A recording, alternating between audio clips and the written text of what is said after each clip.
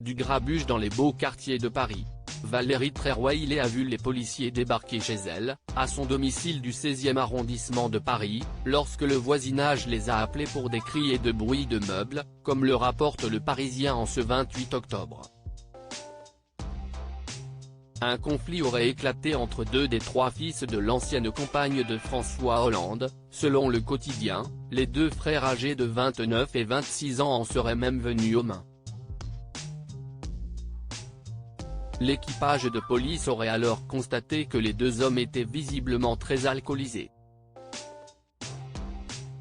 L'un d'entre eux était même allongé à terre avec du sang autour de la bouche, était particulièrement agité et tenait des propos incohérents et agressifs. Sur place, Valérie Trierweiler ainsi que la compagne de l'un des deux fils de celle-ci semblaient impuissantes face à la scène.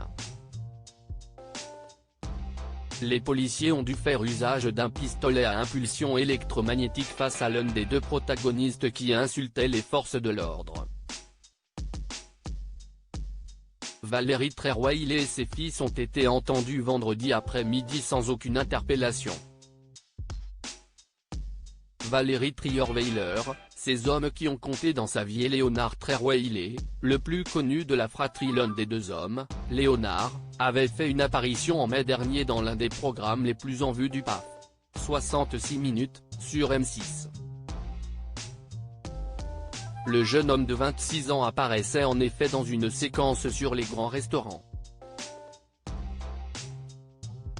Dans un extrait du reportage partagé sur le compte de l'ancienne journaliste de Paris Match, on aperçoit donc son cadet en tenue de commis, s'activer au fourneau et témoigner face caméra. Passionné de cuisine, Léonard Trierweiler a embrassé cette vocation en étudiant à l'école française Ferrandi, spécialisée dans les formations gastronomiques. En juin 2022, sa mère annonçait sa nomination de sous-chef du Bernardin, le restaurant 3 étoiles du chef Éric Ripper, qui apparaît également dans le reportage. Un poste qu'il a quitté près d'un an plus tard. Crédit photo, Pierre Perusseau.